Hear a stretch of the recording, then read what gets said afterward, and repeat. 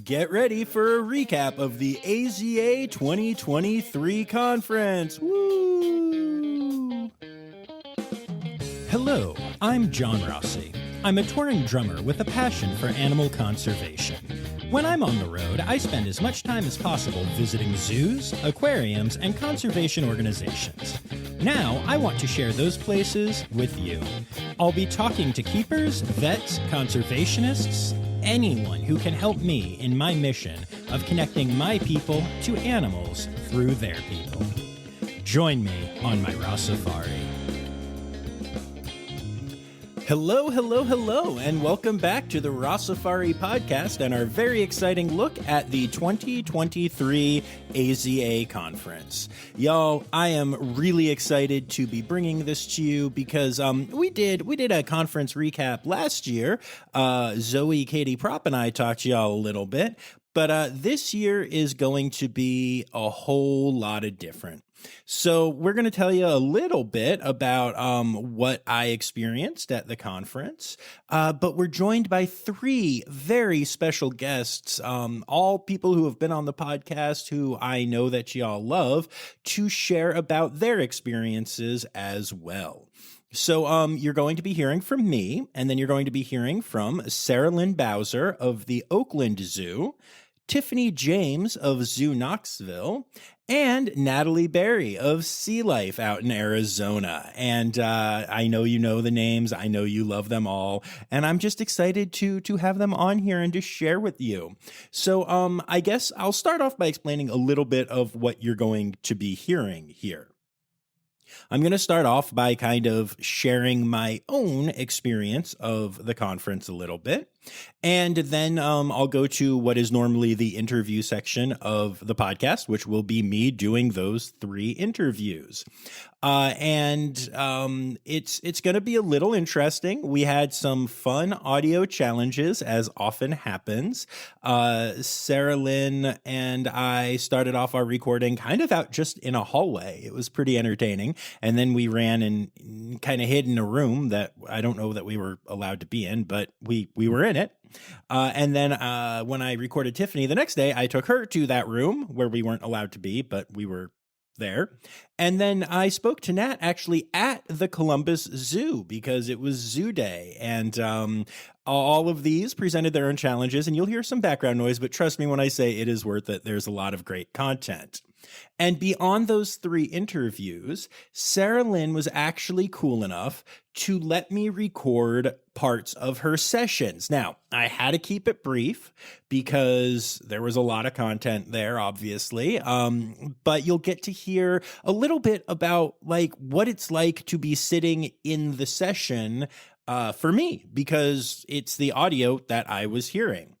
You'll even get to hear me ask a question during the session and the first part of the response from it, from one of the sessions that I was at. So I'm really excited for you to hear all of that and to really come into the AZA conference with me as never before. So it's going to be a really good time, and I look forward to sharing it with y'all. But again, some of the audio, not the greatest, but trust me, the content, beyond reproach. You know them. You love them. These guests are the best.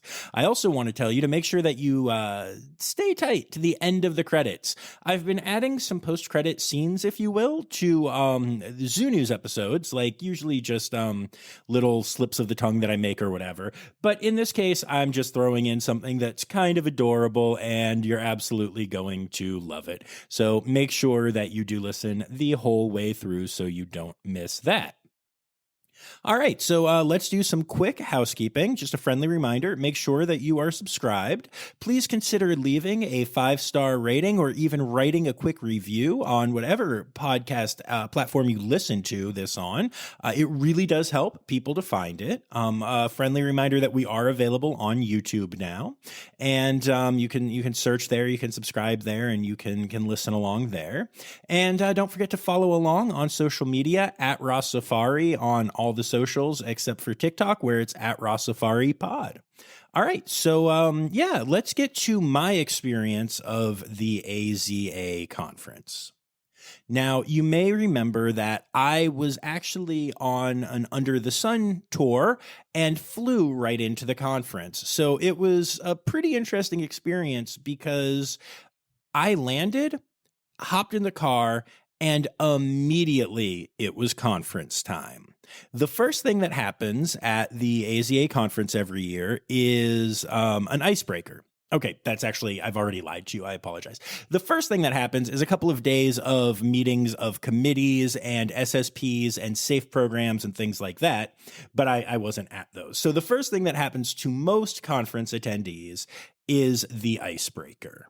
This year, the icebreaker was held at Nationwide Arena, and it was a true icebreaker in that we were on the ice where the professional hockey team in Columbus plays. They actually covered the rink with flooring, and we got to be right on the rink, which was really nifty.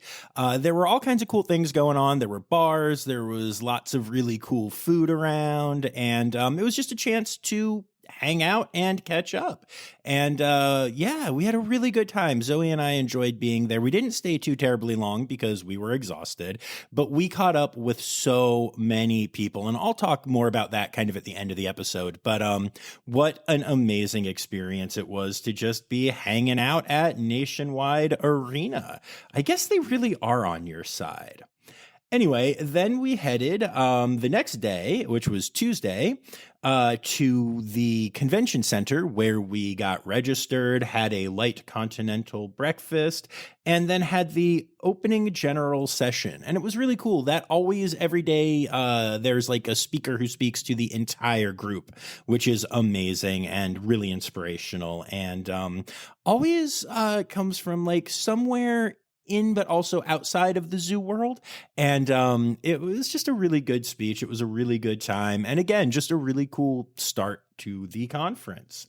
And then the exhibit hall opened, and you'll hear more about that when I talk to Tiffany. And we just kind of moved on to what are called the concurrent sessions, where everybody gets to pick different things to go and learn from experts about. So I know Zoe went to a thing about animal transport post-COVID restrictions, and I thought that was really cool. And I went and checked out the Developing Core Competencies for AZA Education Professionals and the Guest Technology Inside the Park, New Ways to Connect with Wildlife sessions. They were very cool. And I really enjoyed my time there. And I'm not going to go through all the sessions because, again, I have cool guests that can tell you more about what they were doing. But suffice to say, it was a pretty great day, and that would just continue. You know, you go to a concurrent session, they feed you in the main hall, you can wander around the exhibitors and get cool free stuff and talk to those people. And it's just amazing to be around so many like-minded individuals and have so many great conversations about stuff that, you know, otherwise you wouldn't get to have. Or if you do work in the zoo, you might get to have them, but with the same people all the time. Now you're talking to new, different people. It's a wonderful time. I really can't recommend going to the conference enough if you get the opportunity to do so. So anyway, that's a little bit about my experience. And now we're going to take it to the interviews and let some other people share what their stories were like. Hi. Hi. So who are you? Who am I? My name is Lynn Bowser. I'm the programs manager for ambassador animals at the Oakland Zoo. Yeah, you are. Yeah. And so let's talk. We're at the AZA conference. Yes. And it's the first day. Yes. How's your first day been? It's been really great. I feel like I have had the best option of like picking such great sessions to go to today. We had a really wonderful, even to start off the morning at like 8 a.m., like a very powerful like keynote speaker that I may or may not have teared up at. And my coworkers had to hand me tissues in the dark, which was great. And then going to sessions later that were really wonderful and empowering and talking about the value of education in these types of spaces. And so that's been really great. And then even just going to one now, talking about imposter syndrome and how not only can you work on that as an individual, ways that you can help cope, but then also ways that you as a leader can step in and provide support and be an ally for other people who might be experiencing the same thing. And it's just day one. Yeah, I know. That's awesome. I'm glad it's been so meaningful for you. I thought it was really cool. So I actually went into the first educators session, the one that you were in. Yeah. I saw you, but then I was like, oh, I don't really fit this one so well. So I snuck off to a different session, but I saw like it was all about like breaking out into little groups and doing stuff. Talk about that for a second. Yeah. So what it was really, really cool. Because there tends to be this habit in, honestly, not just zoos and aquariums, but in general, where people take education and they maybe watch you go out and do your job and think, wow, that looked you make it look so easy that people believe that it's very easy. Right. And that is actually not the case at all. And so what they really wanted to acknowledge in that session was starting off by saying that during the pandemic, education was one of the areas that got hit the hardest. And a lot of people got let go, to where we realized like there is this phenomena that we all relate to, where our work might not be really recognized or seen. And then we tend to be put in all of these different places because we can do so many things. We tend to be these jack of all trades kind of people who, even when given a challenge, we're going to try our best to make it work. And then people think that it's magic, but it's not magic. And so then when that happens, we also get stuck because we're like, well, how do I grow professionally when I'm pulled in 9 million different directions? And so the benefit of that session was, one, acknowledging what are these buckets of where we really work and where we place a lot of our focus in. And a lot of that surrounded safety, educational theory, audience engagement, the way that we can literally adjust ourselves based on who it is that we're talking to, and how we constantly are adapting our programming and focusing our science communication with exactly who it is that we're talking to and making those like on the fly adjustments. We also discussed how do we connect with our community? What does that look like? What is conservation education? How can I make you, the second you leave our conversation, want to do something else past our relationship? So discussing like what our goals are and essentially forming this framework of how we are all already doing it. So then that way, and hopefully they said that within a year or so, they'll come up with basically this structure of what it is that we primarily do, whether it's in learning engagement or education departments. So not only we can advocate for ourselves in these situations of saying, actually, I know that you think I'm just talking, but these are all of the things that I'm doing. And I tend to be doing them all simultaneously. And it involves a lot of training and a lot of methodology. And it's my job to make it look seamless, as well as be able to focus on, okay, so maybe I want to be able to learn more about methodology and how to be able to study whether or not my program is working well. Maybe I want to be able to build up my ability to, figure out different evaluation methods. And so that way we can also, as a professional, say, I want to learn more in this path or in this bucket. And so that's what I really talked about. So it was really cool to get to see us all kind of look at each other and be like, yeah, we actually do a lot. And then have that kind of validated there. And then also feel inspired for not only how you can continue to grow, but you can help others to grow. And since I'm a manager within the Oakland Zoo, I'm always thinking about how can I help create opportunities for others and help them become the best versions of themselves, whether they stay at the zoo or they choose to go somewhere else. So it was a really lovely session. And it did involve sticky note writing. And there's this really, I think it's irony, this moment where I was writing on a sticky note about how we work to make accessible communication for everybody. And then my pen died. And then all the writing, I kept writing over it, and then you couldn't read it anymore. And I was like, oh, I feel like this is really bad because I'm talking about accessible communication and then you can't read what I'm writing, and I've written over it 1,000 times. Amazing. Amazing. It went great. Very seamless. Perfect. Yeah. And now you are presenting here twice this week. So what are you going to be presenting on? So tomorrow, I'm first very happy that I get to present on 2 panels, which is a really wonderful thing. And so tomorrow I will be presenting with a group that are part of the ACE Wildlife Network. Are you already familiar? Yes, no, maybe so? I am not. We are advancing conservation through empathy for wildlife. Nice. That is the ACE Wildlife Network.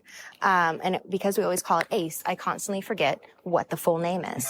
But so I'm working with members of that, which include Woodland Park Zoo, Oakland Zoo is an affiliate, and we're talking not only about how there's the research behind empathy and how by fostering that and promoting that, you are significantly more likely to have an impact with the people that you're interacting with, where they're more likely to take conservation action. And we are flipping those best practices and turning them on to a lens more focused around the people that we work with. with. So how do we take empathy and care for one another at our institution and create buy-in for empathy?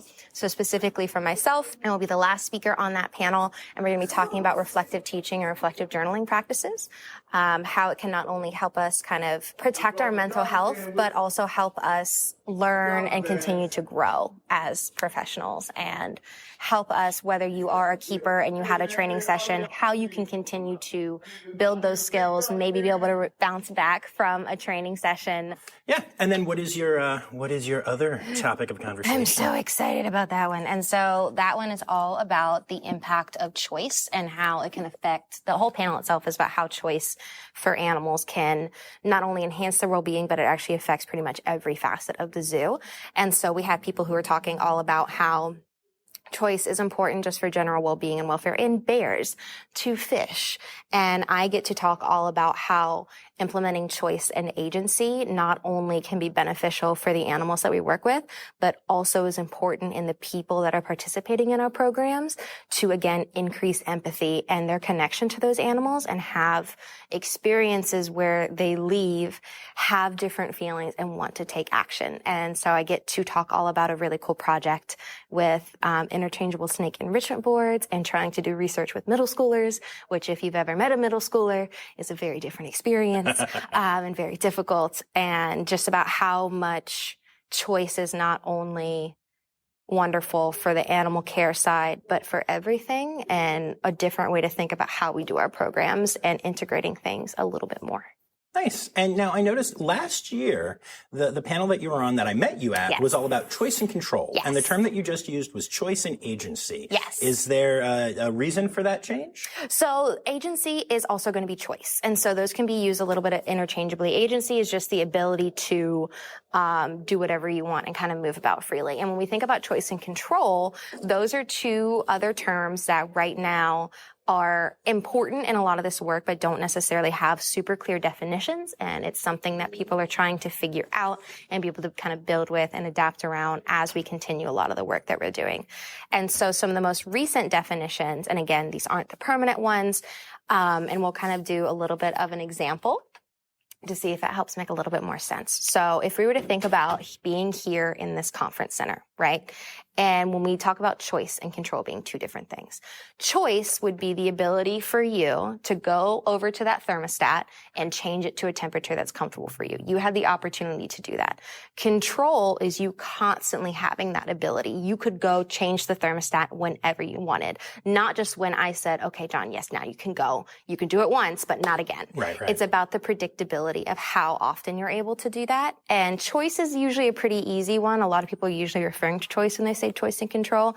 It's the control of a situation that gets a little bit hairier in the definition. But that's kind of an example of a way to think about how they're different. So usually when I say choice and agency, it's because we're talking about a lot of the in-the-moment things. Control is looking at the long term. How often and for how long does that animal really have those choices in that sequence?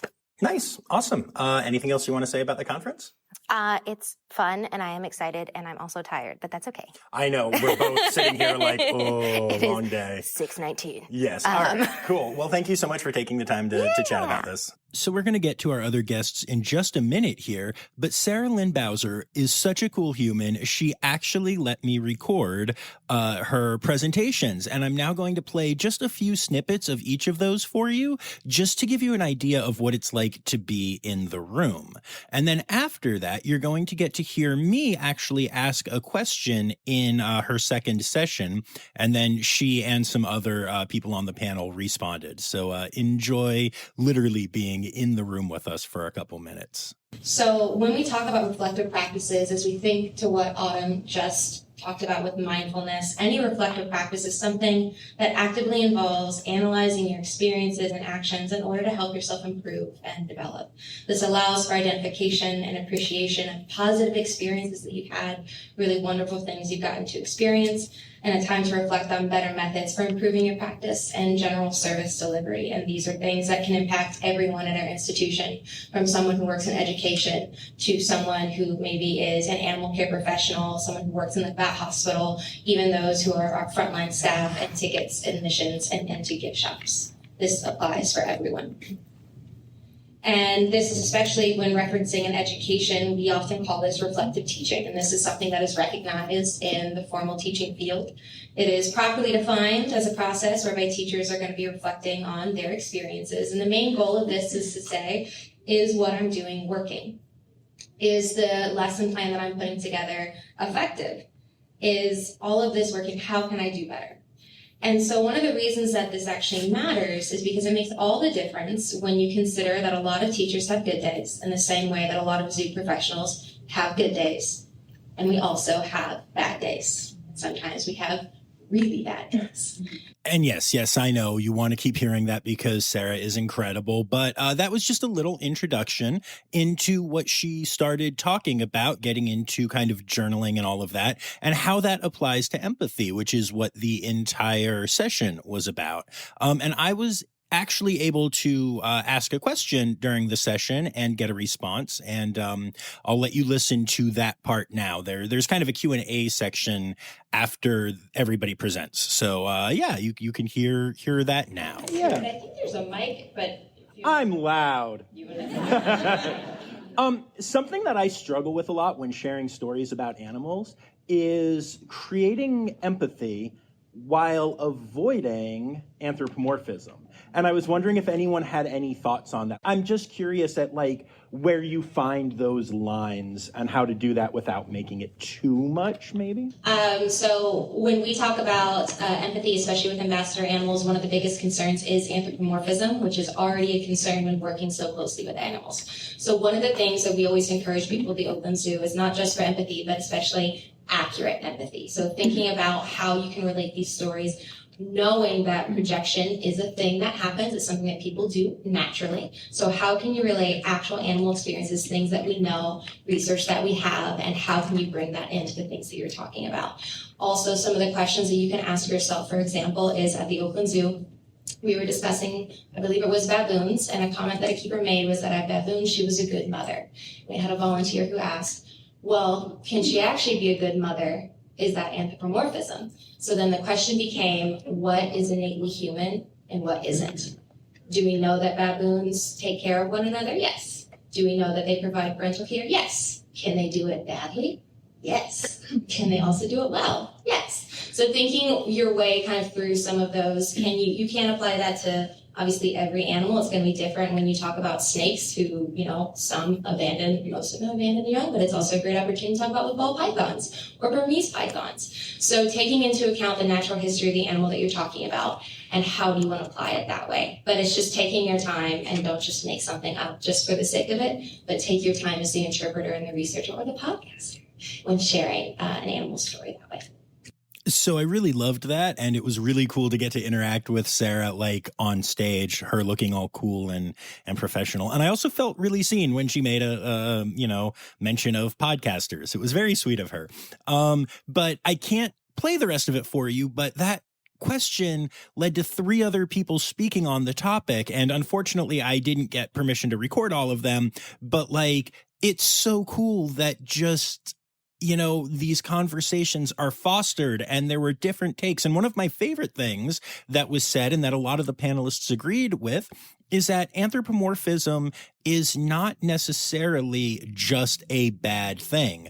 You have to be careful with it, but it can be used in good ways and it can build empathy. And then there were people in the audience who heavily disagreed.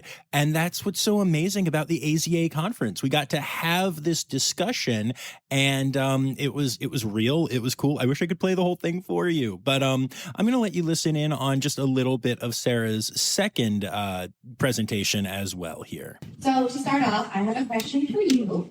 After visitors meet an ambassador animal, how do we want them to feel? You can just shout out an answer. How do you want them to feel? Connected? Inspired. Inspired? Inspired to do what? To conserve, right? So oftentimes, whenever we think about this, and the ambassador animals, one of the main goals we have is to inspire our guests to take conservation action. Is usually one of the things we all talk about in a shared goal that we have. But in order to do this, it involves us addressing a lot of barriers, external incentives people might have to participate, as well as internal motivators. So their natural connectedness to nature, an environmental identity they may already have, any emotional affinity that they have, and also empathy. And multiple studies, if you go to the next one, multiple studies have reported that of these internal motivators, empathy towards wildlife is an important factor in predicting their willingness to take conservation action. And at this point, I want to thank the Advancing Conservation Through Empathy for Wildlife Network, ACE for Wildlife. It was really a lot of people who've done a lot of the research and work with this, include Seattle Aquarium, Point Defiance Zoo, as well as Woodland Park Zoo. And so they've done a lot of work with this, so giving them credit there. And to kind of put it in this context, empathy, I love definitions, so we're going to operate under empathy here is defined as a stimulated emotional state that relies on the ability to perceive, understand, and care about the experiences or perspective of another person or animal. But especially when working with ambassador animals, we're striving for what's called active empathy. So an empathic response that's based in knowledge of an animal's natural history, not our projected assumptions as, human beings. And so when we think about empathy, there are several characteristics that really contribute to this. We have affectivity. We have coherence. How much does that animal's body plan make sense to us? Is it something that we recognize? It might be easier in a panda when we see eyes, ears, arms, legs.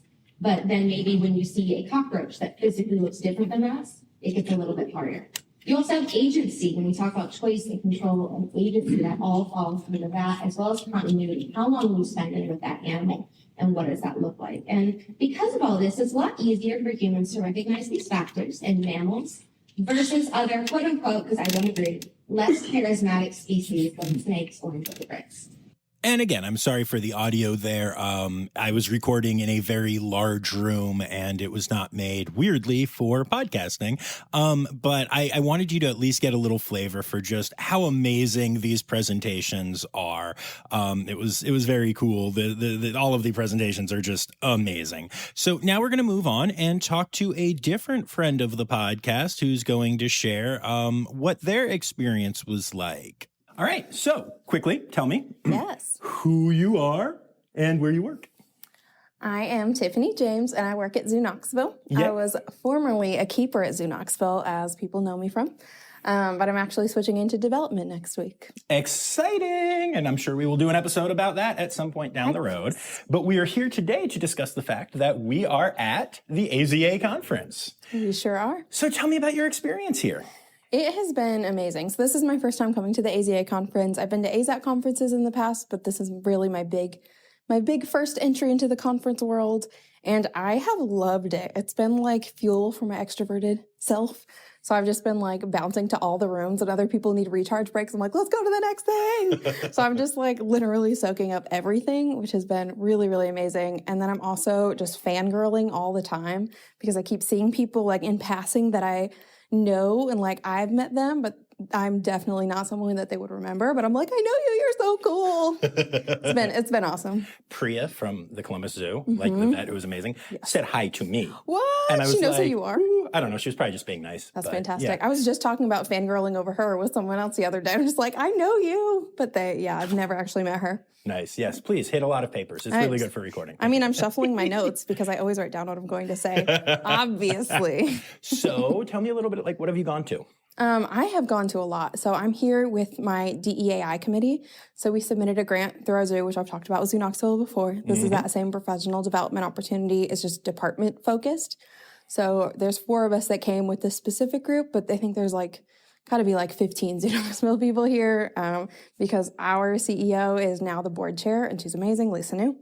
But I've been trying to hit up topics focused on DEAI, and we made this really super organized spreadsheet. We meaning not me. So we're trying to make sure everybody was going to the session. So I've gone to, today I went to an empathy session, which was really cool. That was so good. I went to a social science one. I don't know if you saw that one. No. Oh my gosh, I love social science. Tell me about that a little bit. Okay, so again, fangirling because it was people that I kind of knew. But basically it's looking at what we're doing and how people respond to that. And that just resonates so much with me. So it's what I want to focus PhD research on, and my new development role, that's going to be a huge part of it, because again, people don't give money if they don't care about something, and that's our job to make them care. So yeah, so that was a really cool session. Nice. Yeah. Big fan. Dang it, these papers. So many papers. And so what do you feel like the vibe has been like here? It's been really nice. I thought it would be like, I was nervous that it would be really fancy and like I would be very out of place. I thought I'd experience a lot of imposter syndrome, which I do. And then I went to the session on imposter syndrome, which was also awesome. Nice. So nice that they had that.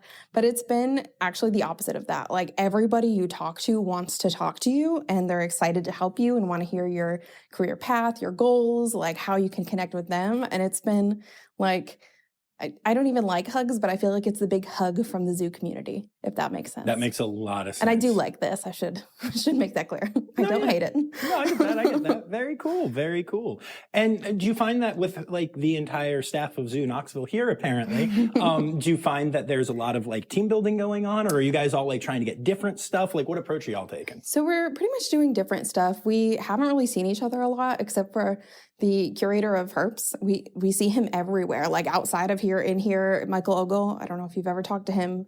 Probably will someday. I know he's tight with Phil. Yeah, I was going to say, I almost said Phil, but then I'm like, oh no, wait, that was his old job. Yeah. Michael just appears places, so it's been really funny to see him. But no, we're really spread out. There's a few things that we're seeing other people.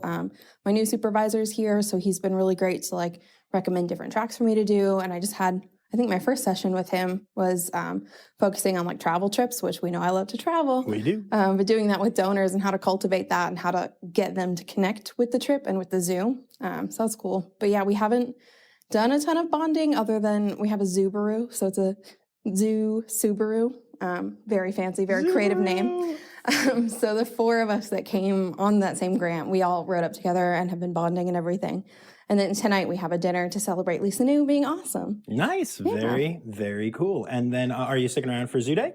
Yes. You excited? So I interned at the Columbus Zoo. Yeah. So I haven't been since 2014 and my gut tells me they've changed a little bit since then. A little bit. Yeah. I haven't been since last month, but it'll be good to get back. I'm guessing it's changed since last month too. Yeah, you're not wrong. They're awesome. Awesome. Anything else you want to tell anyone about your experience here? I just want to encourage everybody to come. I know it's not like the cheapest conference that we could go to as zoo professionals, but holy smokes, the networking here and just like meeting people who are making a difference. Like you can have a conversation with people that are doing the thing and like, that's cool. So just do the thing. Come here. Go to AZA, go to all the conferences, meet all the people, come hang out with me because I will be at every conference forever, hopefully. It's in Calgary next year, so I mean, yes. I'm really hoping that we can do Calgary next year. Let's go. And I think the mid-year's at Memphis. Yeah, and I love not too Memphis, far. So, I haven't been yet. Oh my gosh. Driven by it a million times because we used to live in Little Rock, but yeah. Okay, so last question. Everything that you have just said about what you loved here is a lie. Tell the people what your real favorite thing has been. Oh, my real favorite thing. I already forgot. I don't know what my real favorite thing is. Yes, you do. Which one? Pens. Oh, the pens. And oh stickers. My And talk about the swag for a second. Oh my gosh. Yes. So this is actually the coolest thing ever. So it's basically like Christmas. You just walk into this big exhibition hall, which I've been to the AZA conference. They had an exhibition hall, but like this exhibition hall, it's like the people really trying to sell products to the zoos. So they come in with the swag. So you get like pins. I got socks with bears on them. Black bears, like the coolest bear, superior bear. So we got a million pens and stickers, and I got a little like water bottle purse thing from Nat Geo, and it's like all these really cool organizations who think I make decisions, even though I really don't. So they're like trying to impress me with their it's socks. Not even that. They want to give you stuff because I literally like there was a scale company that stopped Zoe and I, and they were like, "Do either of you ever buy scales for your institution?" Do you want a scale? And we both went no, and they were like, "Take a bag anyway." And we were like, "Oh my gosh, so it's we each got a bag." Yeah, no, I really love this, and like a ton of them have chocolate out. I don't know if I've said this on the pod before, but I'm actually allergic to chocolate. So when they're like offering it to me, I'm like, no, I can't have it. Sorry. Like just me being, I've been allergic forever. I'm used to it. And they feel so bad about it that they give me other free things. And I love it. It's like, oh, you should buy this, but we'll just give it to you. And I'm like, oops, I just swore. You're going to have to like bleep that out. I know how to. Yes, cool. I'm sure you have practice. Yes. Awesome. Cool. Well, thank you for taking the time. It's so good to see you again. Yes. And then that brings us to our third interview for this, our good friend Natali Berry from SeaLife. We actually spoke at Zoo Day. Enjoy. Awesome. So, real quick, remind people who you are and where you work. Hi, I'm Natali. I work at SeaLife in Arizona. It's in Tempe. It's like outside of Phoenix. Yeah, we call it Phoenix in my world, but you're right, it's not Phoenix. That works. And where are we today? We are at the Columbus Zoo and Aquarium. Woo, as part of... Zoo Day for Woo-hoo. AZA. Yay! Have you enjoyed being at the zoo so far? I really have. It's really cool. Obviously for me, I like the aquarium and ectotherm stuff the best, but we did go into a nocturnal building. That was super cool. I've never seen an exhibit like that before, just all nocturnal animals. And it was really cool because the keepers were out. Nice. Feeding and interacting with the animals. They were all moving around. They were able to tell us about it. It was definitely a good time. Nice. Very cool. Yeah, I'm really enjoying my time here. And I'm sorry that you have to leave early. I know. Because they're saying open till 9 for us tonight. I know. It's gonna not be my so good. fault. I know. You have to fly. But yeah, so tell me about the conference a little bit. What's been like, your vibe? What's been your favorite stuff? Talk to me. Yeah, it's been really cool. There's just so many different sessions and types of sessions. It kind of sucks that they're all at the same time, so you have to choose wisely which one you go to. Luckily, they record some of them, but it's just really cool to be able to go talk about acrylics, and then you go to another room and you're talking about scientific research, and then you go to another room and you're talking about diversity and inclusion, and how to better get minorities in the industry and things like that. So I got a lot more out of this than I was expecting to. Nice. Especially on a social level as well. Obviously we're all here networking, and it's great to see how many zoos and aquariums are just banding together, and it's all for the animals and bettering animals, bettering animal care and everything. So yeah, it's been great. Good. What was your favorite one of your sessions? Oh, that is such a hard question. They did do the best of raw, which, being an aquarium person, of course, I loved those presentations because I didn't get to go to Raw. The evening buzz was really cool. What is Raw? Just for people that don't know. Raw is Regional Aquarium Workshops. Okay. So it's just like a big aquarium conference. Nice. Yeah, for a bunch of aquarium and fish nerds. Nice. Very cool. And then you did the evening buzz? Cool. Which is a whole bunch of different presentations. They're limited to 5 minutes. So it's just an hour and a half of just getting bombarded with information, but it was so great. The one that I went to this morning was actually really, really interesting and eye-opening about minorities and women in the industry and how we can, better serve them and serve that group and kind of make our industry a lot more accessible and more inclusive. Right. So that was a good one to start my morning with, I think. Yeah, that's cool. Very good. Is there anything else you wanted to say about the conference, your experience, or just the social aspect of it? Because you're not here alone. Other people from SeaLife are here, and how's that been? Whatever. Yeah, it's funny because there's multiple SeaLifes in the U.S. and so there's 4 different sites, people from 4 different sites here. So obviously we banded together, and so we have a huge group, and people will be like, oh, where are you guys from? And we're like, SeaLife. And they're like, you're all from SeaLife? And it's like, okay, well, different states. But so that's been fun. And then just meeting people that you wouldn't get a chance to meet if you weren't here. Just being able to talk to people, brainstorm with people, get your ideas out to people that you never thought you'd be able to reach. So I think AZA is such a good, I want to call it a tool for us in the industry to be able to expand our knowledge and, get your feelers out there. You meet people who have the same ideas as you, that want to work with you. It's really been awesome. Very cool. And you went to a bonus thing too, last night. You and I both went to different bonus things. But what was yours and what was it like? Yeah, so it was Suds for Sharks. It was for Safe Sharks and Rays. The curator at SeaLife Orlando, she actually kind of put it all together, and it was at a brewery in Columbus, and they did bids. They had stuff that you could bid on to raise money for safe sharks and rays. We had a raffle. I won a little gift. It was great. Yeah, and so many people showed up. So many people. That place was packed. It was awesome. Nice. Very cool. Awesome. Well, thank you for doing this. Go walk the zoo. Okay, thank you. Bye. Bye.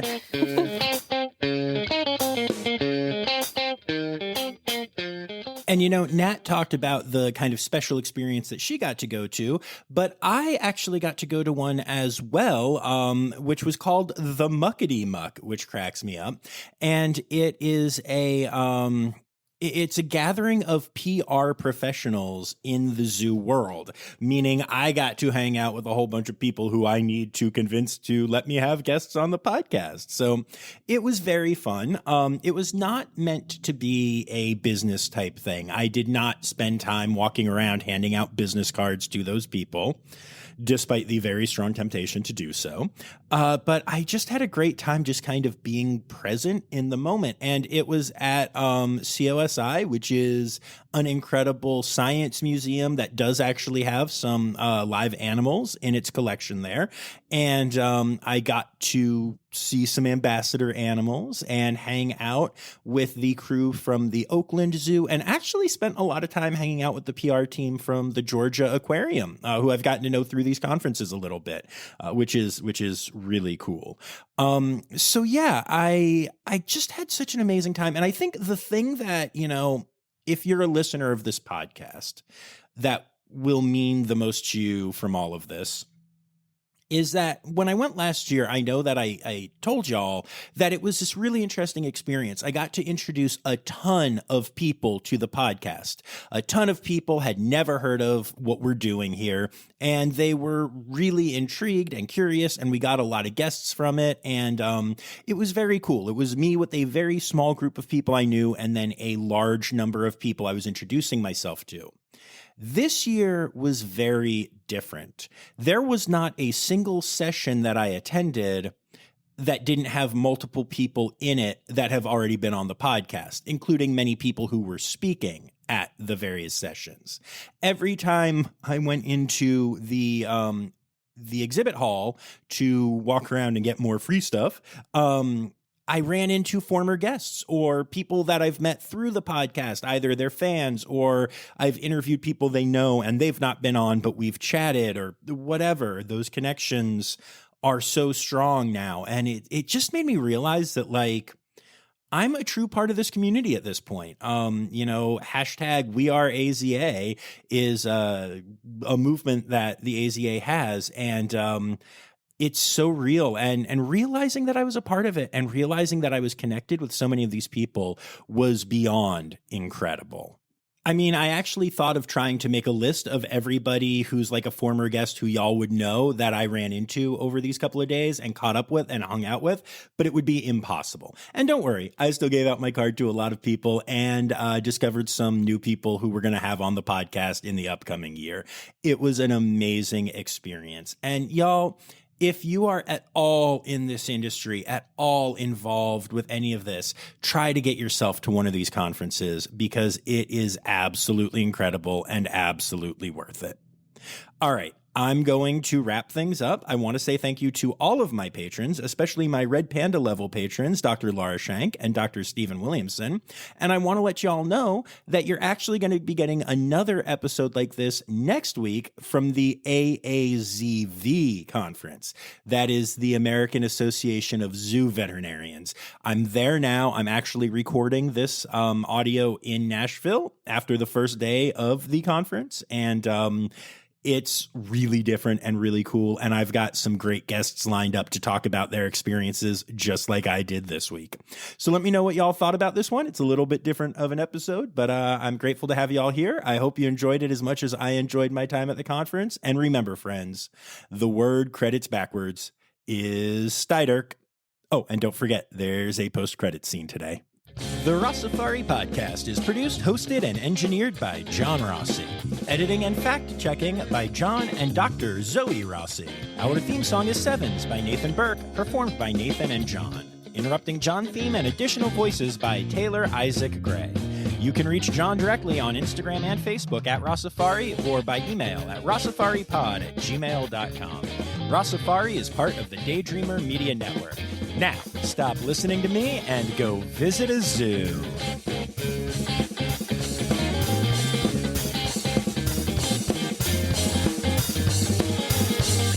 Okay, I'm going to interview you, and I'm going to clap first. It'll just help me sync these up. Okay. But otherwise, you'd be like, why did you just clap? Do I need to clap? No, just me. Do you want to clap? Yeah. Okay, clap.